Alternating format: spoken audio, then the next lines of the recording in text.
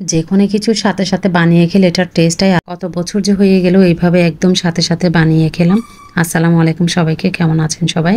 আশা করি ভালোই আছেন। প্রথমে আমি কিছু ময়দা নিয়ে নিলাম, সেখানে একটু নুন আর দুধ পাউডার দিলাম, সাথে একটু চিনি।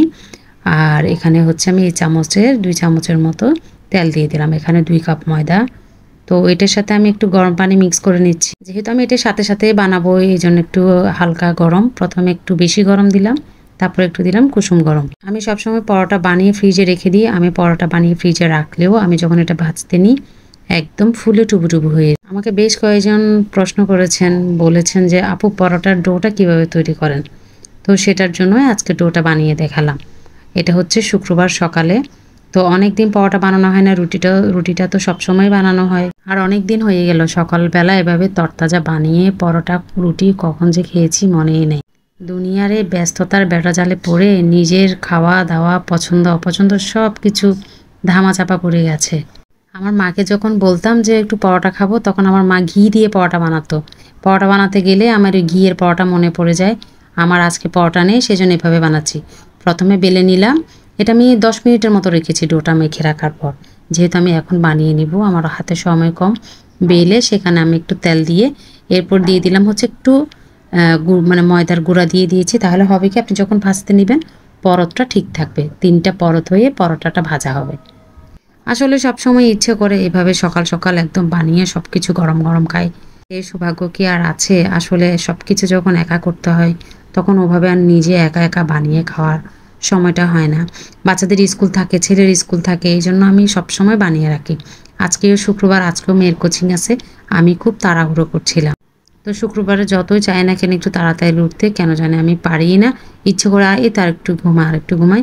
তো মেয়ের 9টা থেকে কোচিং, আমি তাড়াহুড়া করছিলাম। মুগ ডালটা ভেজে নিয়েছি। তো পরোটাটা আগে বেলে নিচ্ছিলাম। মুগ ডালটা আমি চুলার মধ্যে বসিয়ে দিয়েছি। গতকাল আমি কিছু গরুর মাংস রান্না করে রেখেছি মুগ ডাল দিয়ে রান্না করার জন্য, সেটা আর ভিডিও করি নাই। তো মুগ ডালটা একসাথে আমি গরুর মাংসের সাথে সিদ্ধ করে নিয়েছি। এখন হচ্ছে বাগার দিয়ে দিচ্ছি। মুগ ডাল দিয়ে, রুটি দিয়ে, পরোটা দিয়ে, যে কোনো কিছু দিয়ে খেতে ভালোই লাগে। আর এই যে আমি বাগার দিয়ে দিলাম, এরপরে হচ্ছে এখন নামিয়ে নিব। আমাদের সবার একটা কমপ্লেন থাকে বা কোয়েশ্চেন থাকে সবসময়, বাবার বাড়ির সুনাম করে তোমার কি শ্বশুর বাড়ি নেই? আসলে আছে। আসলে কি বলবো, পৃথিবীতে একমাত্র মা আর বাবা মনে হয় বসে বসে খাওয়ায়। তোমাকে আর কেউ বসে বসে খাওয়াবে না, এবং বসে বসে খেয়ে খেয়ে পড়ে থাকা, ঘুম যাওয়া, সেটা মনে হয় আর কেউ সহ্য করবে না নিজের মা আর বাবা ছাড়া। আমার মা আমাকে কখনো এত বিরক্ত করতো না কাজের জন্য। তো যার কারণে মার কথা না বলে কাকে বলবো, আমাকে তো একমাত্র আমার মাই বসে বসে খাইয়েছে। পৃথিবীতে আর কেউ মায়ের মতো হবে না, এটাই স্বাভাবিক।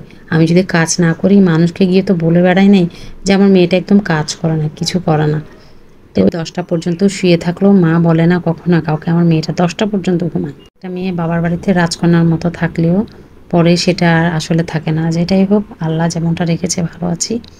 দোয়া করবেন সন্তান স্বামী নিয়ে এভাবে সারা জীবন কেটে যায়। দুনিয়াতে তো 2 দিনই বাঁচবো। এত অভিমান, এত আশা করে তো লাভ নাই। তো যাই হোক, এদিকে আমার পরোটা হয়ে গেল। পরোটাগুলো ফুলে এক একটা টুবু টুবু হচ্ছে। এরকম পরোটা ফুলে গেলে আমি কি করি, মাঝের মধ্যে পেঁয়াজ, ডিম দিয়ে, কাঁচামরিচ দিয়ে যে একটু ফেটো করে এই পরোটার ভিতরে ঢুকিয়ে দিই। খেতে একদম ডিম পরোটার মতো লাগে। আর কিছু হালকা ছেঁকে রাখবো। 4টার মতো আছে পরোটা, খুব একটা বেশি বানাইনি। তো এটা আমি সন্ধ্যার জন্য রেখে দিব, চা দিয়ে খাবো। এখন বেজে গেল 8:30। মা মেয়ে দুজন মিলে তাড়াহুড়া করে নাস্তা করতে বসলাম। আর ওইগুলো একটু ঠান্ডা করতে দিলাম। বের হওয়ার সময় ঢেকে দিব। এখন চলে যাব মেয়ের কোচিংয়ে। এই যে খেতে বসে গেলাম, সবাই বসছে, আমি একানা। গরম গরম পরোটা, তার মধ্যে হচ্ছে মুগ ডাল দিয়ে, গরুর মাংস দিয়ে মুগ ডাল, এরপরে সাথে ছিল চা। আমার কোনো কিছুই লাগে না, 1 কাপ চা হলেই আমার যথেষ্ট। তারপর কষ্ট করে মুগ ডাল রান্না করেছি, এই জন্যই খেলাম। চাটা খুব একটা ভালো হয়নি, তাড়াহুড়ো করে বানিয়েছি। খেয়ে দিয়ে তাড়াহুড়া করে বের হয়ে গেলাম। দেখেন প্রচণ্ড পরিমাণ রোদ। তো সকাল সকাল রোদের জন্য চোখ মেলে তাকানো যাচ্ছে না। তো ক্লাস টাস করে এরপর বাসায় আসবো, আবার চলে আসবো রান্নায়। আজকে এই পর্যন্ত। সবাই ভালো থাকবেন, সুস্থ থাকবেন। আল্লাহ হাফেজ।